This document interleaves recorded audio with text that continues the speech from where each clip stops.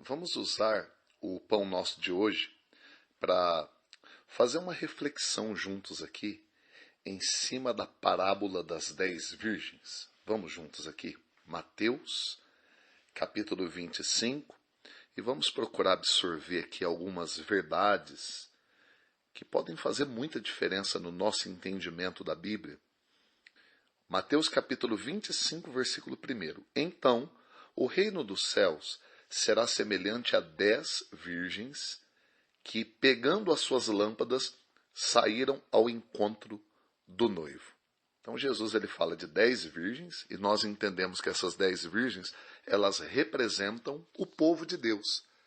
Elas representam cada homem, cada mulher, cada pessoa que se aproxima do Senhor.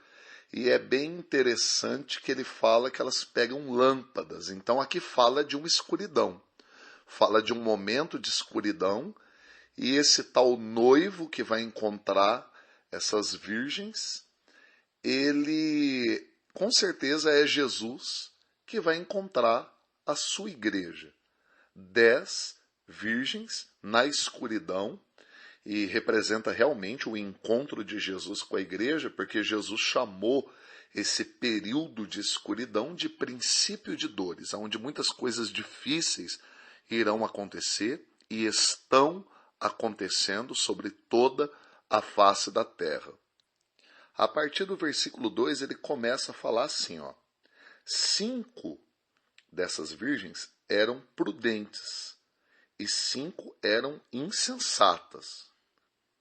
As insensatas pegaram as suas lâmpadas, mas não levaram azeite extra, consigo.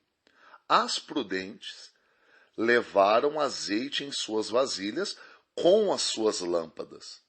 Demorou o noivo a chegar e todas ficaram com sono e dormiram. Então você vê que elas estavam realmente juntas. A demora do noivo influenciou todas elas, porque todas ficaram com sono e dormiram, mas a diferença é que 5 delas tinham óleo reserva, tinham o azeite reserva. As outras 5, acredito que porque as lâmpadas estavam acesas, não acharam necessário levar mais óleo. E o detalhe é que no versículo 5 fala que o noivo demorou. Então isso aqui é um elemento surpresa, para aquelas que apenas estavam com suas lâmpadas acesas, porém não tinham óleo reserva. No versículo 6 fala assim, à meia-noite, porém, ouviu-se um grito. Aí vem o noivo, saia ao seu encontro. Então todas aquelas virgens se levantaram, prepararam as suas lâmpadas. Você vê que a lâmpada aqui, ela tem um sentido muito importante. Ela não apenas tem a ver com a escuridão do momento, mas ela é a forma como elas iam se apresentar diante do noivo. E essa lâmpada, esse fogo, esse óleo, essa luz, com certeza tem a ver com a pessoa do Espírito Santo. Com certeza tem a ver com a medida de unção, a medida de amor e de envolvimento com o Espírito Santo. E, versículo 8, as insensatas disseram para as prudentes, nos dê do vosso azeite, as nossas lâmpadas estão se apagando. As prudentes, porém, responderam, não seja o caso que falte para nós e falte para vocês. Vai e compre o azeite com quem vende ele. Então tem um fator aqui de compra e venda. Eu acho interessante isso porque realmente a Bíblia fala desse preço. E de comprar sem dinheiro e sem preço, lá no profeta Isaías, acho que é no capítulo 55, fala do azeite, fala do preço que nós pagamos. E realmente existe esse preço. É um preço de tempo, é um preço de entrega, é um preço de comunhão. É um preço que às vezes as pessoas pagam ele somente até o ponto em que realmente Deus pode usá-las num dom ministerial. mas fica faltando um pouco mais de óleo para chegar no nível de intimidade. Porque ser usado por Deus no ministério não é o mesmo preço que você paga para ter intimidade com o Espírito Santo. Tanto que Jesus fala lá em Mateus capítulo 5 que muitas pessoas usadas no ministério, que têm dons ministeriais, que operam milagres e profetizavam, ele dizia, eu não vos conheço. Então uma coisa é ter dessa luz, desse óleo, para Deus me usar num determinado campo do ministério. Outra coisa é eu ter o óleo suficiente, pagar o preço suficiente para chegar ao ponto de ter intimidade. O preço da intimidade com Deus ela é muito maior do que o preço do ministério. O preço do ministério, você busca Deus numa certa medida, a unção flui através de você e abençoa a vida de outras pessoas a tal ponto que você pode ficar encantado com isso. Mas isso não significa que essa pessoa paga o preço ou tem óleo suficiente na sua vasilha para que ela realmente adentre na comunhão, na intimidade verdadeira com o Espírito Santo. O preço, sem dúvida, é muito maior quando se fala de ter intimidade com Jesus, de ter comunhão com Ele. A partir do versículo 10, então, ele diz assim, ó, e tendo elas ido comprá-lo, né, as 5 insensatas foram comprar, chegou o noivo. E as virgens que estavam preparadas entraram com ele para o banquete de casamento. E o detalhe aqui no finzinho do versículo 10, e a porta se fechou. Não fala nem que alguém fechou a porta, fala que ela simplesmente se fechou. Mais tarde, chegaram também as outras virgens dizendo, Senhor, Senhor, abre-nos a porta. Mais um detalhe que eu queria comentar. Mais tarde, ou seja, não é tão simples comprar esse azeite. Não é tão rápido. Leva tempo. Leva um tempo de busca. Leva um tempo de entrega. E com certeza essas 5 virgens insensatas sabiam disso. Elas sabiam que ia levar um tempo. Então, mais tarde, elas chegam e pede para o Senhor abrir a porta. Versículo 12. Ele, porém, respondeu, em verdade vos digo que não vos conheço. Vocês percebem que tem alguma coisa a ver com intimidade, conhecimento. Porque essa questão de não conheço, ela não aparece só aqui, ela aparece também em outros lugares da Bíblia, onde muitos dirão, Senhor, Senhor, em teu nome eu fiz isso, em teu nome eu fiz aquilo outro, Senhor, mas eu não conheço vocês. Você percebe que essa questão de ser conhecido por Deus é uma coisa muito séria. O Davi, rei Davi, ele orava, você encontra nos Salmos, ele pedindo para Deus fazer o seguinte, Senhor, sonda o meu coração, vê o que há de errado em mim, vê se há em mim algum caminho mau. Ou seja, a pessoa que é conhecida por Deus, ela pede para Deus sondar ela. Ela rasga o coração e ela admite que existem coisas erradas na personalidade dela. Não é apenas aquela pessoa que está convencida de que é um bom homem, uma boa mulher, e por isso estou dentro da igreja, ou sei lá, estou fora, e Deus me ama mesmo assim. Não é. São pessoas que se abrem ao ponto de querer realmente uma revelação do próprio coração delas. É por isso que está escrito em Hebreus 4:12 que a palavra ela é cortante, mais cortante que uma espada de 2 gumes, ela penetra ao ponto de dividir alma e espírito, junta e medula, e ela é poderosa, ela é apta para discernir pensamentos e intenções do coração. Aqui fala de abertura, de intimidade. Fala de 10 virgens, porém 5 sensatas e 5 imprudentes. E não dá para a gente, olhando para uma pessoa, conhecer a personalidade dela. É o dia a dia, é o caminhar, é estando próximo, é vendo as escolhas, é vendo as atitudes que nós conhecemos alguém. Da mesma maneira, A pessoa que quer ser conhecida pelo Senhor Jesus, ela tem que andar junto com o Senhor.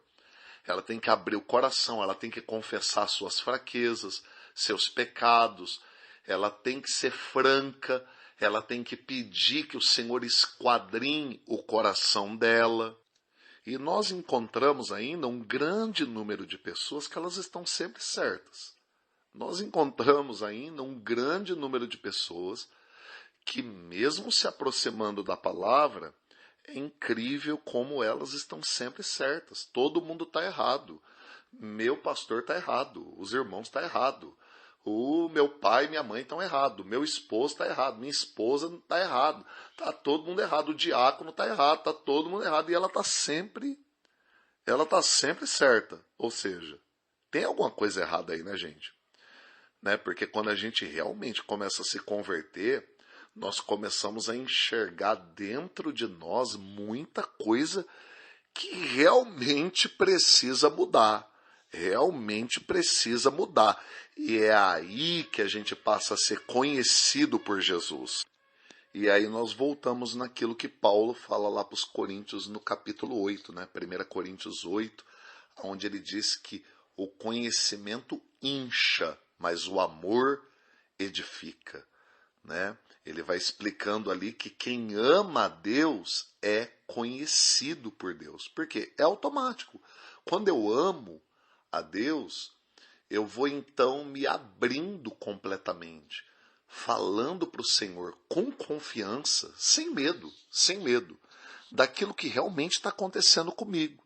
Imagina que lindo, né, que seria a história se o Adão e a Eva, ao invés de se esconder entre as árvores do jardim como eles fizeram, eles tivessem se apresentado perante o Senhor e pedido ajuda.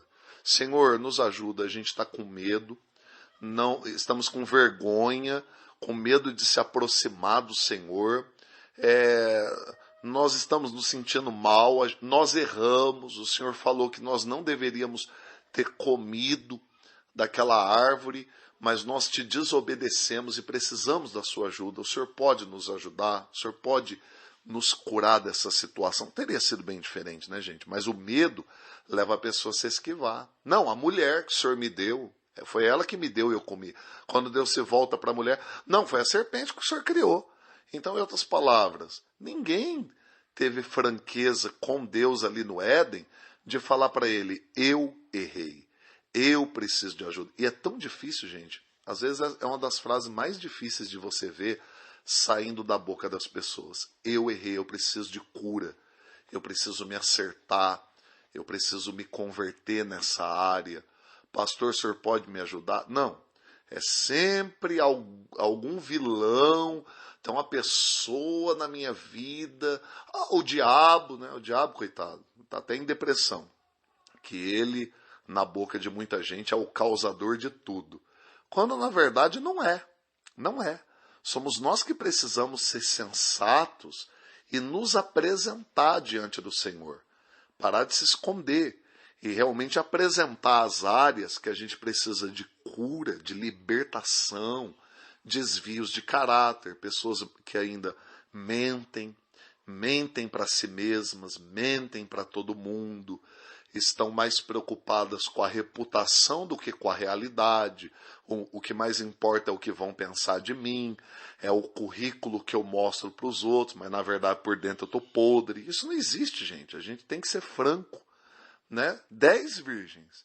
Porém, 5 tinham azeite e 5 não tinham azeite, não era o suficiente e ficaram para fora. E Jesus termina dizendo no versículo 13, portanto vigiai, porque não sabeis o dia nem a hora em que o Filho do Homem há de vir. Na verdade, o próprio Jesus disse que ele também não sabe, né?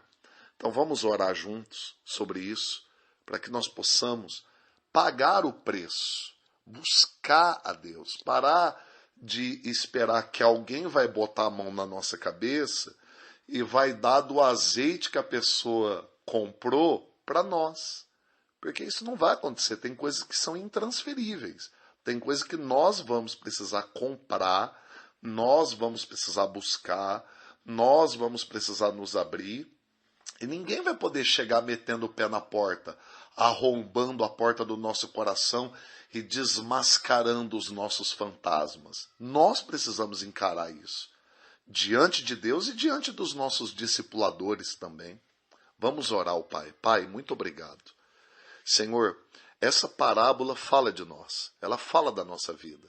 Ela fala desse tempo de trevas que a gente vê as pessoas, Senhor, tão gananciosas ao ponto de fazer uso de uma pandemia, fazer uso, Senhor, de um momento tão difícil na vida de tantas pessoas para ganhar mais, para desviar recursos. A gente vê isso acontecendo. A gente vê, meu Deus, muitas pessoas andando em trevas com as suas lâmpadas apagadas. Pai, então que a gente possa ter mais tempo de intimidade com o Senhor, te conhecer melhor. E automaticamente, à medida que a gente vai te conhecendo melhor, a gente vai sendo conhecido pelo Senhor. E nós vamos tendo mais confiança de abrir o nosso coração ao Senhor e deixar o Senhor tocar em áreas delicadas, áreas mentirosas, áreas de falsidade, áreas que é por aparência, para que aquilo se torne real na nossa vida, para que essas áreas elas não sejam uma área doentia dentro de nós, mas o Senhor possa realmente trabalhar, realmente curar, realmente libertar. Pai, muito obrigado. Eu te agradeço por essa reflexão, até superficial, porque aqui tem muito mais, Pai, dentro dessa parábola. Mas nós te agradecemos. Em nome de Jesus, amém.